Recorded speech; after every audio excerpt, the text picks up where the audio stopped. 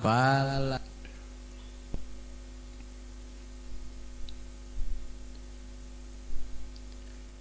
Assalamualaikum warahmatullahi wabarakatuh.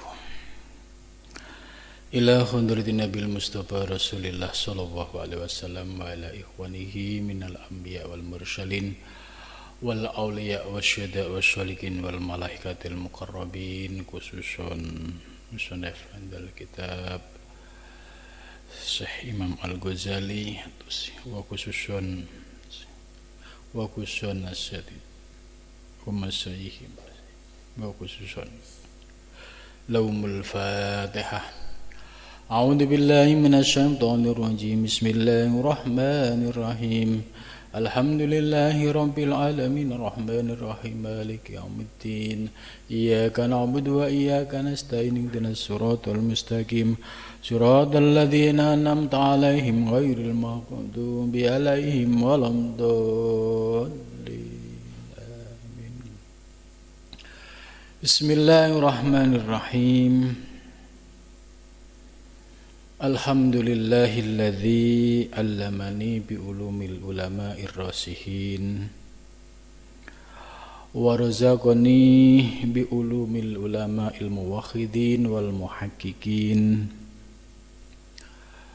wahdini ila tariqim mustaqim. Wassalatu wassalamu ala sayyidil wujud wal arwah nabiyyina Muhammad sallallahu alaihi wasallam alladzi jaa bisyari'ah wa tariqah wal haqiqah wal ma'rifah wa ala alihi wa sahbihi ajmain amma ba'du. Subhanaka la ilma lana illa ma 'allamtana innaka antal alimul hakim. La haula wa la quwata illa billahil aliyyil azim. Rabbis shrahli sadri wa yassirli amri wahlul 'uqdatam min lisani yafqahu qawli. Amin ya rabbal alamin. Malam ini kita akan melanjutkan kajian kitab Bidayatul Hidayah dan Ihya Ulumuddin. Pembahasan kitab Bidayatul Hidayah sudah memasuki tentang babu adabi dukhulil khala. Bab menjelaskan tentang adab memasuki WC ya. Jadi ajaran Imam Ghazali ini cukup komplit ya, mulai dari aspek fikih, kemudian terkait dengan adab-adab ya, sebelumnya sudah dibahas tentang adab mulai dari bangun tidur, bagaimana sikap kita, adab kita sebagai seorang salik. Kemudian selanjutnya bagaimana adabnya seorang salik ketika memasuki ya kamar mandi atau WC.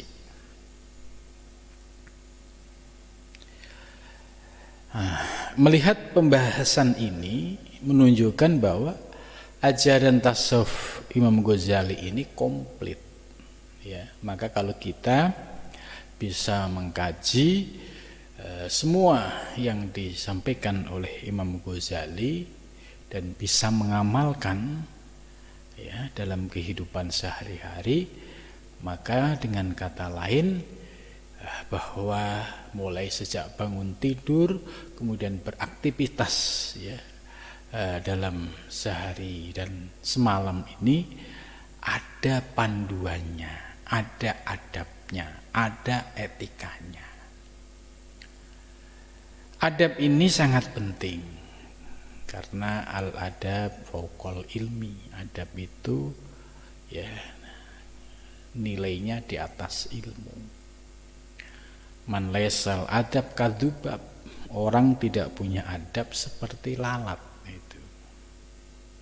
Nah, supaya kita tidak kualitasnya seperti lalat ya harus belajar ilmu adab. Ya, bisa jadi ada orang yang memiliki kecerdasan, kepintaran dalam satu ilmu atau ilmu fikih, tapi tidak dibarengi dengan ilmu adab. Ya, maka ini bisa berdampak dan kelihatan sekali ya bahwa ilmu yang tidak dibarengi dengan adab ini dapat menurunkan ya kualitasnya. Maka Imam Ghazali dari pembahasan sebelumnya selalu ada kata adab. Dalam pembahasan kitab-kitab fikih mungkin sudah ada ya. Seperti kayak dukhulul khala itu ya. Itu sudah ada, tapi tidak ada kata adab di dalam kitab fikih. Hanya sifatnya formal ya. Aturan-aturan menurut fikih. Di dalam kitab ini Imam Ghazali menjelaskan adabnya. Jadi adab itu ya sangat penting supaya dalam mempraktekkan ajaran-ajaran fikih itu ngerti batas adab yang harus dilaksanakan.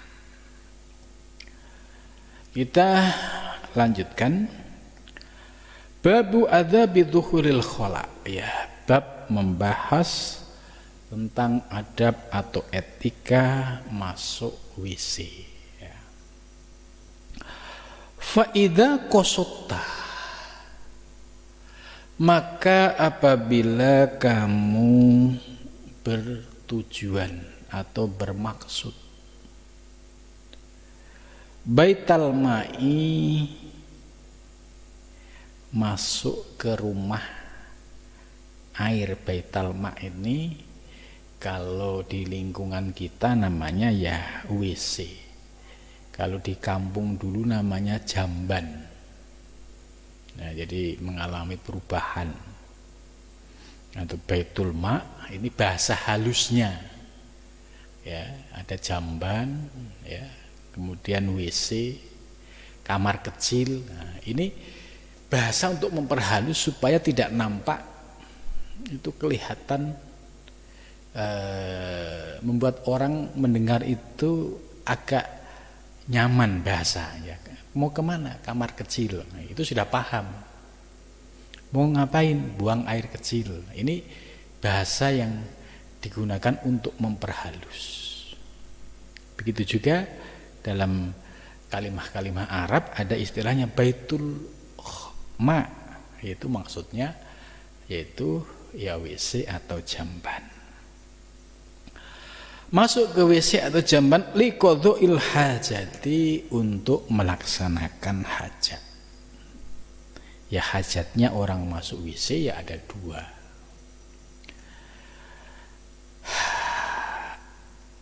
Faqad dim ya faqad dim, maka dahulukan fituhuli ya, di dalam masuk rijlaka, kakimu al yusra, yang kiri.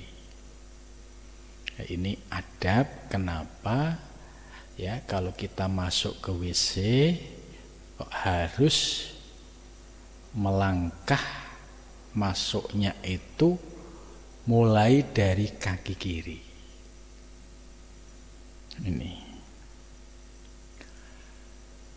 Ini dasarnya juga dari hadis Nabi. Pertanyaannya, ini buat apa? Kenapa harus begini? Ya. Sebab Nabi tidak mungkin mengajarkan sesuatu tanpa ada maksud, tanpa ada rahasia-rahasia di dalamnya. Ya, kenapa Nabi masuk WC? Ya, dimulai dari kaki kiri dulu. Nah, kemudian selanjutnya wafil khuruji, dan di dalam keluar dari WC rijlaka, kakimu al yumna, yang kanan. masuk kaki kiri, keluar kaki kanan. Jika hal ini diteliti ya secara akademis ya, mungkin akan terbuka rahasia-rahasianya. Ya, bisa dijadikan perbandingan antara orang yang masuk WC tanpa aturan dengan orang masuk WC menggunakan adab. Itu pasti ya ada asror, ada rahasia yang tersembunyi. Ya, terutama berkaitan ya dengan WC itu sebagai ya tempat yang disebut dengan minal hubusi wal khobais, ya tempatnya setan.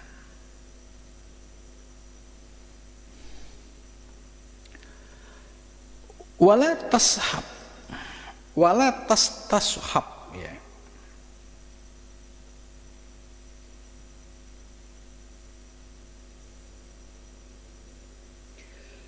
Dan jangan ya kamu barengi ya bersamaan syai'an sesuatu ya mu'addoman yang diagungkan. Wa in kataba bi qalamil hindi ka'an kan ahli ismullah, seperti menulis kalimat-kalimat Arab yang ada nama Allah. Ini termasuk tidak boleh dilakukan di kamar mandi. Terus dengan perkembangan zaman, makna walah tashab syai'an ini ya ini tentu berkembang. Ini yang di dalam penjelasan wa in kataba bi qalamil hindi ka'an kana alaihi ismu wa ta'ala wa rasulihi. Jadi di situ menulis kalimat yang ada ismullah, nama Allah, dan ismu Rasul. Nah ini tidak diperkenankan. Ini sebagai adab ya. Terus bagaimana dalam memahami ya perkembangan zaman ya, sekarang orang ke kamar mandi bisa membawa HP. Terus di dalam HP ini ada ayat-ayat Al-Quran misalkan. Nah, melihat dari apa yang ditulis di sini, ya, dengan kata lain, ya berarti ketika kita masuk di dalam WC, misalkan terpaksa banget harus ngangkat telepon, ya sebaiknya seperlunya kalau itu darurat. Nah, di dalam WC tentu tidak diperkenankan membuka aplikasi yang di situ ada aplikasi ayat-ayat Al-Quran maupun hadis-hadis Nabi.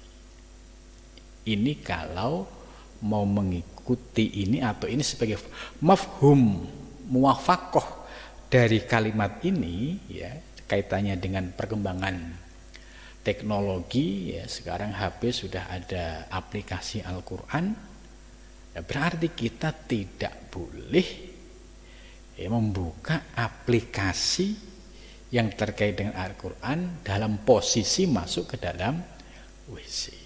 Begitu juga kita jawabi SMS atau WA ya, di mana ada teks yang menyebut nama Allah dan Rasul. Nah, ini sebagai adab. Ya. Karena ini bagian menjadi adab, maka bagi orang-orang yang memiliki kedalaman ya, rasa, tentu akan bisa berpikir ya, Kenapa kok tidak diperkenankan di dalam WC tadi menulis kalimat yang ada kata Allah atau nama Rasul? Kemudian dalam konteks sekarang ya, kita nggak boleh buka aplikasi yang ada Al-Quran ketika posisi di kamar mandi, apalagi sampai menjawab ya dengan kalimat-kalimat yang di dalamnya ada kalimat Allah dan Rasul. Ini sebagai mafhum muwafaqah dari penjelasan dalam kitab ini. Gitu. Jangan sampai di kitab itu kan nggak ada penjelasan soal membuka aplikasi, membuka HP di WC, kan nggak ada. Ya memang nggak ada, tapi mafhum muwafaqah dari teks ini itu mempunyai kandungan makna, termasuk di dalamnya ya alat-alat komunikasi seperti HP, WA yang di dalamnya ada ayat-ayat Al-Quran. Jadi orang yang menggunakan adab ini ya bagi orang-orang yang memiliki kedalaman rasa, ya artinya rasa malu kepada Allah itu tinggi. Ya, coba kalau orang tidak punya rasa malu kepada Allah, nggak ada orang tahu ini, ya nggak ada masalah. Orang nggak ada yang tahu dan dianggap tidak masalah. Tapi Allah Maha Tahu. Kalau kita sadar Allah Maha Tahu, apakah layak kita menyebut nama, menulis nama, ya Tuhan yang Maha Mulia, nama Nabi Muhammad yang sangat agung dan sangat mulia, ya, ditulis dalam tempat yang tidak layak? Maka ini ya menjadi bagian dari adab. Itu. Kemudian selanjutnya, jadi alaihi ismullah ta'ala wa rasuluhu, termasuk wahamluhu makruhun. Ini wahamluhu makruhun, dan membawa benda-benda yang ada tulisan nama Allah dan nama Rasul itu termasuk makruh.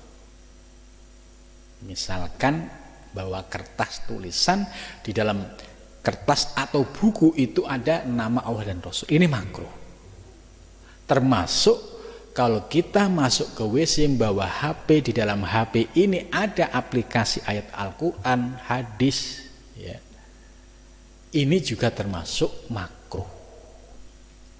Jadi wahamluhu makruhun, ini membawa ya alat-alat yang ada tulisan-tulisan seperti itu termasuk makruh fihi di dalamnya. Nah, pembahasan kayak begini ini kan hanya bisa ditemukan di kajian-kajian ilmu tasawuf. Ya, kalau hanya sebatas belajar misalkan hanya hadis-hadis Nabi yang sudah dimaklumi, ya penjelasan detail seperti ini nggak ada. Maka disinilah para ulama ini mengembangkan penjelasannya yang lebih detail dan sifatnya waqi'iyah, sesuai dengan konteks zamannya.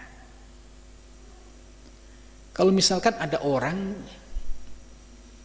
ditanya apakah boleh membawa HP yang ada aplikasi Al-Quran ke dalam WC, kalau dia menjawab dengan ya boleh saja karena nggak ada hadis Nabi yang melarangnya, gitu. Nggak ada larangan itu. Tapi kalau kita memiliki referensi, ya, dan literasi yang luas, ya, melalui penjelasan-penjelasan para ulama, ada penjelasan itu bagian dari adab etika, ya, etika kepada Allah yang Maha Tahu dan etika kepada Nabi Muhammad yang sangat mulia dan agung. Maka membawanya termasuk makruh. Nah ini kalau kita menggunakan pendekatan ilmu lain ketemu, oh ada argumentasinya. Tapi kalau menggunakan pendekatan tekstual, ya pokoknya dikit-dikit di hadis nggak ada gitu ya. Terus dia maknai secara teks, yaitu akan kelihatan ya ketidakpahamannya tentang ya, sumber-sumber literasi yang lain gitu. Kemudian dijelaskan wal huruf laisa mu'azzamatan lidzatiha. Ya, sesungguhnya huruf-huruf itu tidak diagungkan dari sisi zatnya itu. Wala tadkhul, dan tidak boleh masuk fihi di dalam WC hasirur ra'si dalam keadaan aikashifahu, yaitu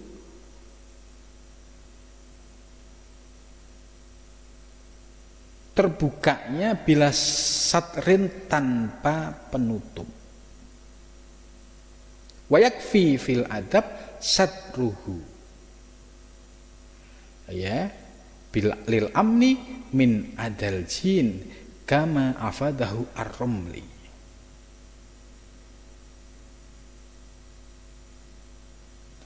Jadi maksudnya tidak boleh masuk ke dalam WC dalam keadaan kepala tertutup itu. Maka kalau kita lihat ya, bagi yang paham soal adab ini, ya pasti kalau mereka masuk ke kamar mandi, ini pecinya itu pasti ditaruh di luar, ya, karena di sini wala tadkhul fihi hasirur ra'si. Terus itu. Maka penjelasan berikutnya aikashifahu bila satrin, yaitu dengan membukanya tanpa ada penutup. Wayakfi fil adab sadruhu.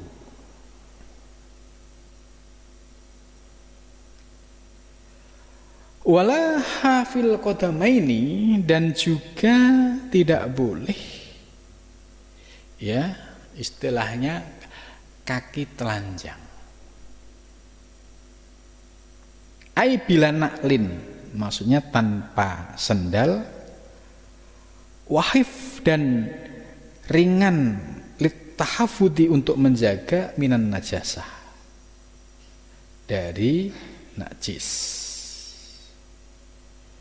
Ya ini maksudnya ketika masuk ya hendaklah jangan pakai sendal ya, supaya kalau membersihkan kaki itu lebih mudah. Khawatir kalau pakai sendal yang bagian kaki sudah bersih tapi bagian bawah bisa masih ada najis. Jadi tujuannya supaya tidak terkena najis. Wakul, dan katakan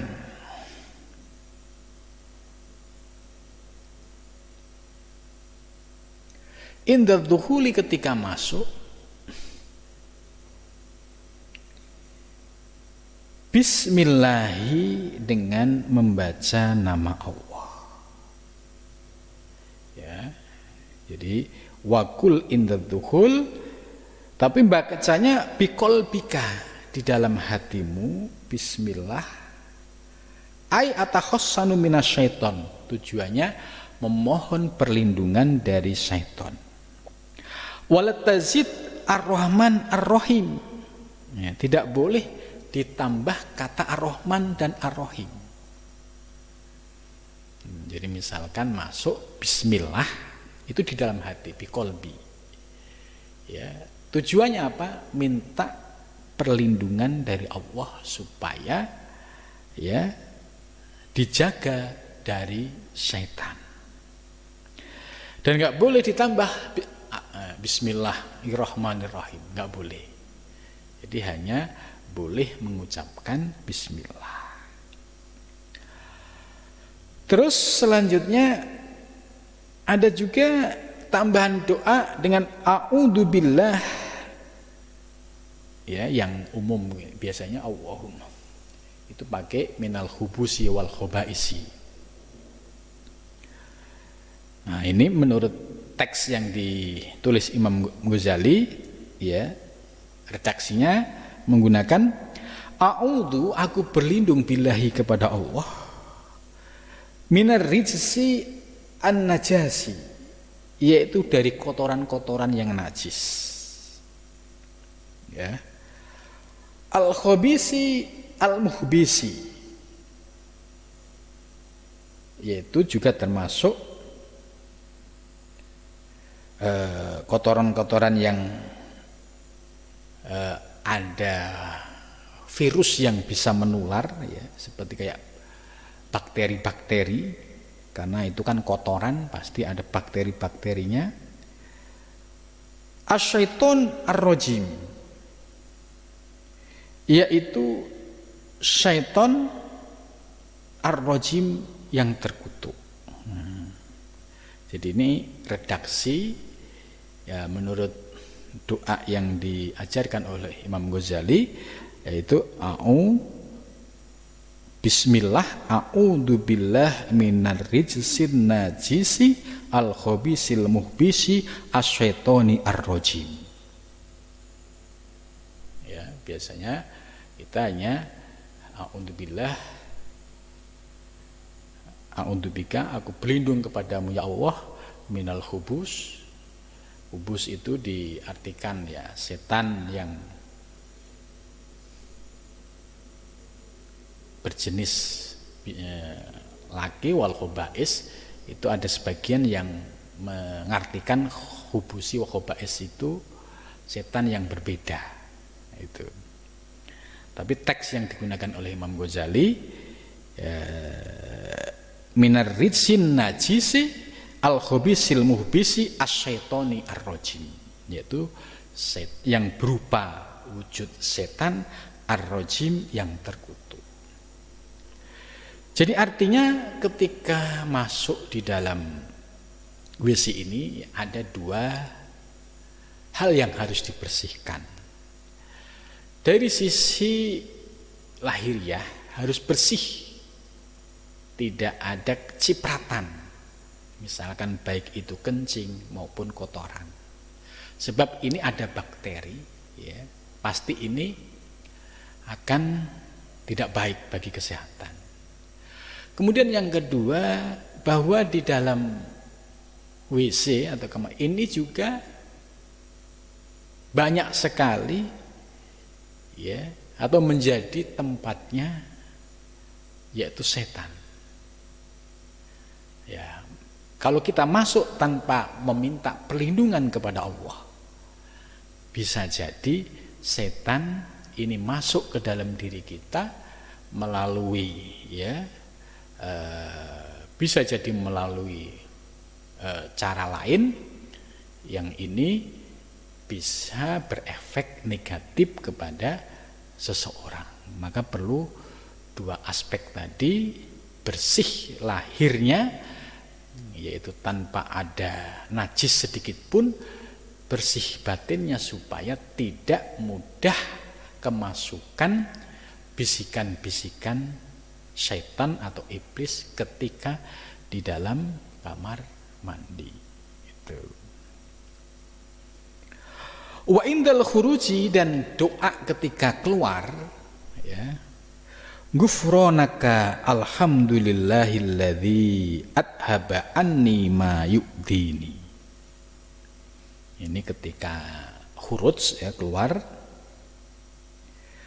Jadi maksudnya al-insiraf min baitil ma' bi ayyakuna kharijan anhu, yaitu keluar dari kamar mandi. Ghufronaka, ya Allah, berilah ampunanmu.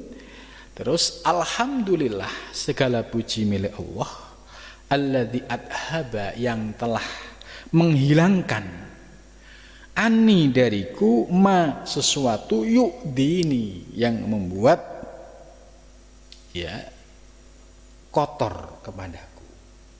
Wa abqa, dan kekalkan, fima, pada sesuatu, yang fauni, yang memberikan manfaat. Jadi ketika kita di kamar mandi, ya baik buang air kecil maupun buang air besar, itu adalah mayudini, sesuatu kotoran yang dapat membuat ya sakit kita. Contoh, kalau ada orang nggak bisa kencing pasti bermasalah, nggak bisa BAB pasti bermasalah. Maka ketika diberikan kemudahan oleh Allah, nah ini Imam Ghazali mengajarkan supaya ingat kepada Allah bahwa Allah adhaba anni ma yu'dini, Allah telah menghilangkan sesuatu yang dapat menyebabkan terjadinya penyakit itu. Kemudian berdoa mudah-mudahan Allah senantiasa memberikan sesuatu yang manfaat.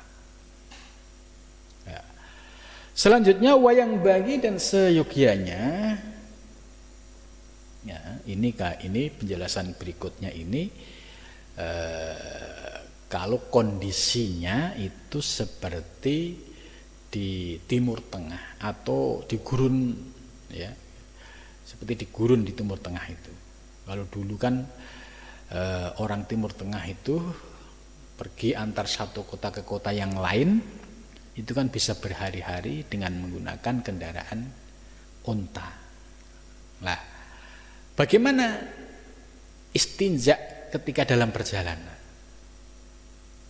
Ya, kalau di zaman sekarang Arab sudah modern sekali, ya, ya sama kayak di kota-kota di Eropa, ya, bahkan di Arab Saudi dan lain-lainnya itu sudah semakin modern gitu. Tentu penjelasan ini sesuai dengan zaman dulu, ya, zaman era Imam Ghazali, ya, ketika hidup, yaitu abad 12 atau 11-12 ini.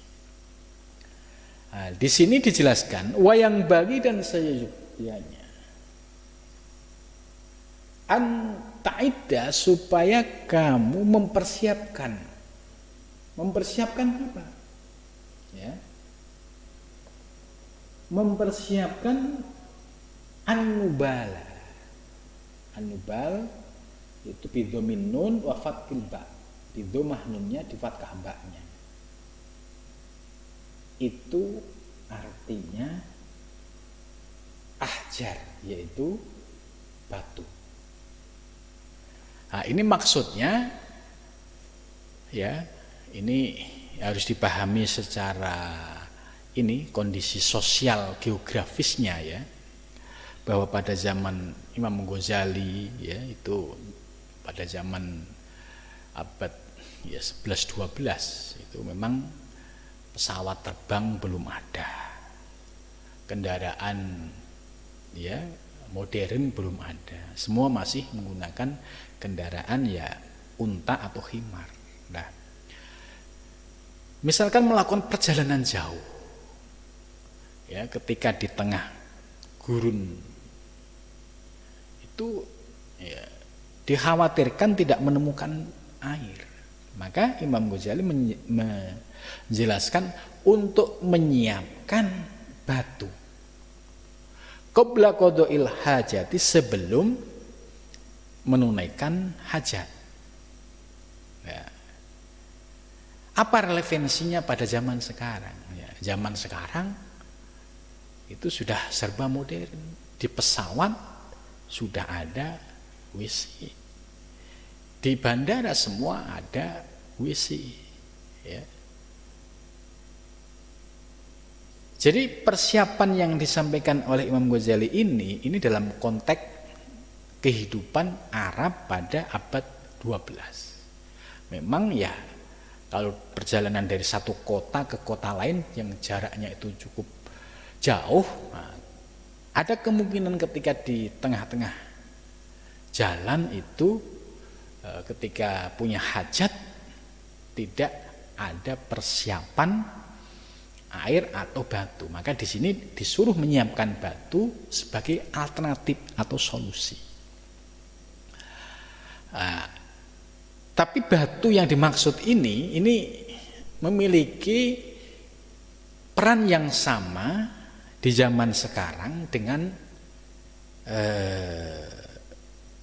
tisu yang khusus untuk di kamar mandi. Punya daya serap yang bagus. Nah, sekarang sudah serba modern ya.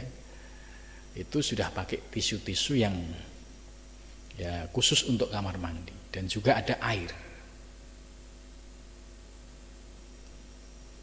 Tapi kalau di bandara-bandara Eropa ya itu kalau orang kita, orang Indonesia ini pasti agak kaget. Ya. Kalau di bandara kayak Dubai, Arab Saudi ya karena mereka mayoritas ya muslim, itu bandaranya ada air dan tisu.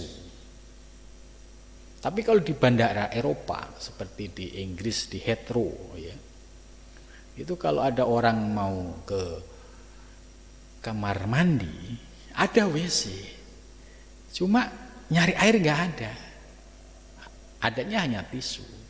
Nah, tisu ini sebagai kias ya dari yang disebut dengan anubala atau ahjar.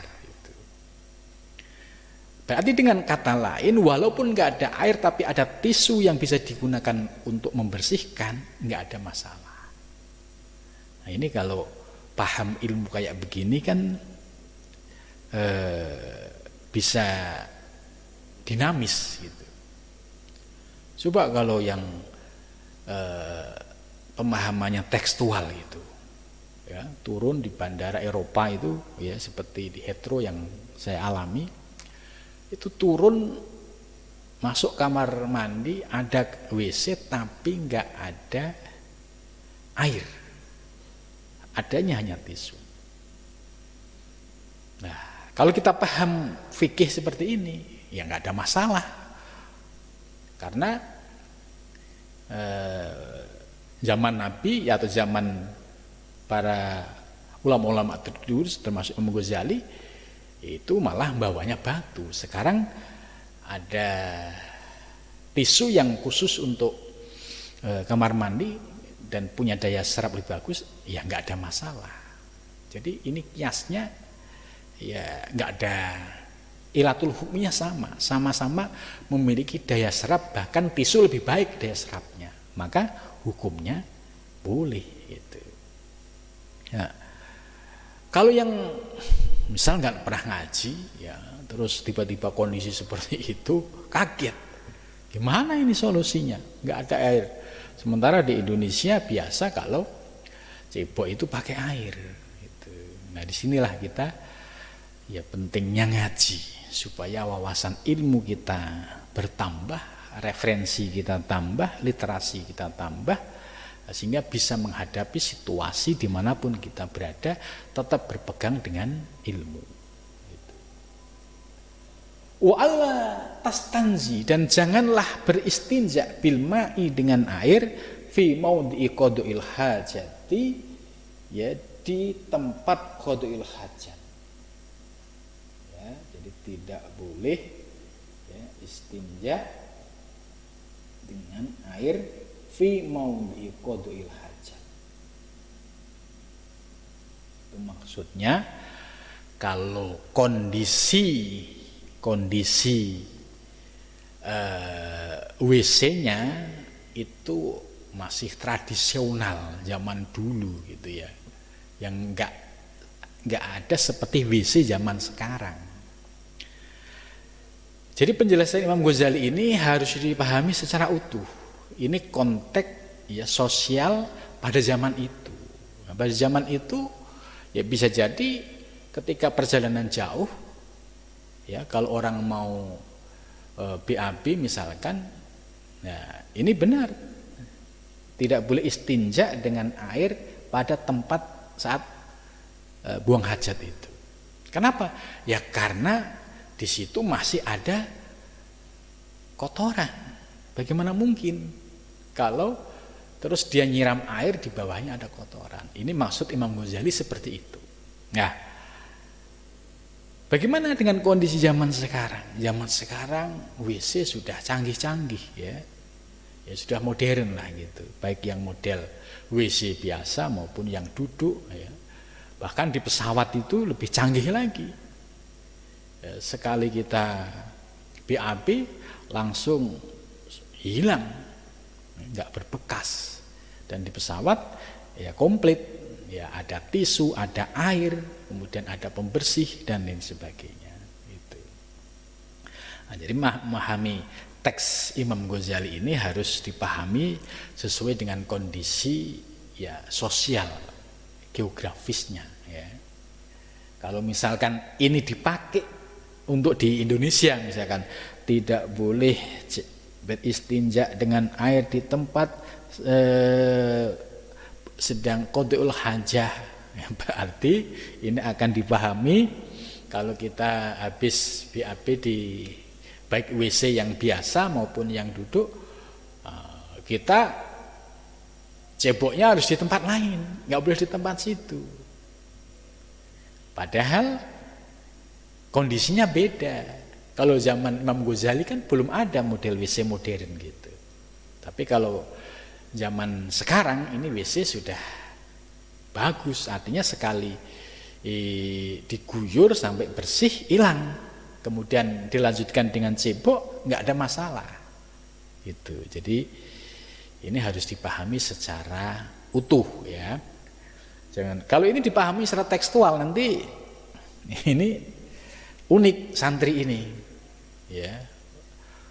Loh kamu kok ceboknya begitu? Ya, misalkan dia sudah di tempat WC kemudian ceboknya di tempat lain. Kok begitu? Loh di kitab Bidayatul Hidayah begitu. Kata Imam Ghazali nggak boleh istinja di tempat yang kita buang hajat. Nah ini karena santrinya tidak memahami konteks sosial ya, pada zaman Imam Ghazali nulis kitab ini. Karena zaman itu kan nggak ada WC ya, bagaimana mungkin dia habis BAB terus cebok di situ, ya bisa repot lagi. Maka kalau kondisi WC-nya sudah modern seperti WC-WC sekarang, baik yang duduk maupun yang biasa, ya tentu bisa istinja di tempat itu. Kenapa? Karena ya ketika selesai BAB bisa langsung diguyur, kemudian dilanjutkan dengan yaitu membersihkan atau yang disebut dengan cebok. Ya. Ini pentingnya ngaji yang paham antara teks dan konteks gitu. Kalau kita berbakat teks ini, ini penerapannya bisa diketawain orang, kok begitu? Tapi kalau kita paham teks ini, ya dengan kondisi, dengan konteks zaman Imam Ghazali, ya relevan. Tapi kalau teks ini dipahami dalam konteks sekarang ya di perkotaan yang WC-nya sudah bagus-bagus, yang sudah modern ini tentu ya tidak pas. Artinya harus dipahami, oh yang dimaksud oleh Imam Ghazali itu intinya ya bahwa boleh cebok ketika posisinya ya kotoran itu sudah bersih, artinya sudah diguyur, itu nggak ada masalah karena ilatul hukumnya di situ ya. Nah, ini pentingnya. Kemudian berikutnya wa antastabri'a,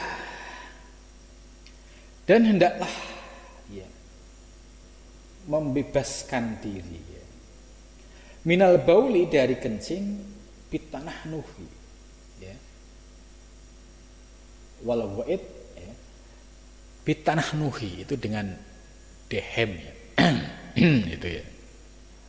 Wan natri, nater itu ya dengan cara dipencet atau dipelirit gitu ya. Itu supaya sisa-sisa najis itu bisa bersih. Itu salasan 3 kali. Kemudian berikutnya Wa bi imraril yati al yusra al asfal, ya. Dan dengan menjalankan tangan yang kiri atas paling bawah, ya, al qadib, ya, itu bagian bawah, itu maksudnya cara cebok dengan tangan kiri, ya, itu sudah sesuai dengan apa yang disampaikan oleh Imam Ghazali.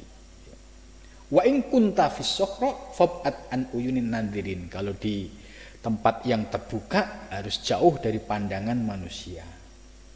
Wastadir, dan pakailah tutup bisain dengan sesuatu, ya, in wajad tahu jika menemukan.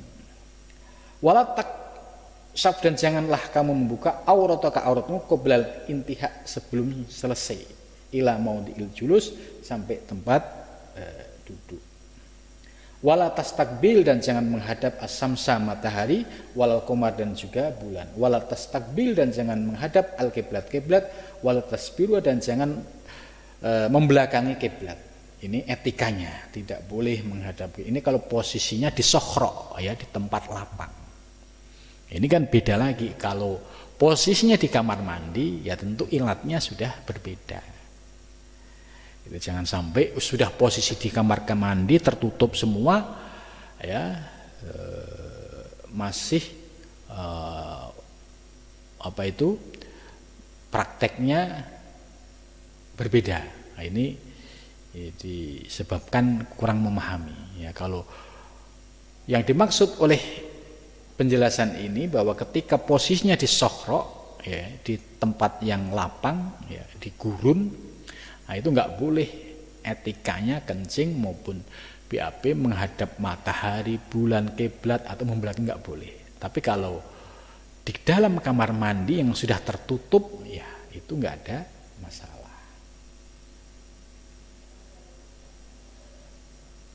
Wala tajlis fi mutahaddatsin nas wala tabil filma ar-raqid. Ya, ini penjelasan berikutnya, ya, akan dibahas pada minggu yang akan datang. Ya, mudah-mudahan dari penjelasan tadi dapat bermanfaat, menjadi bagian dari ilmu yang bisa kita praktekkan.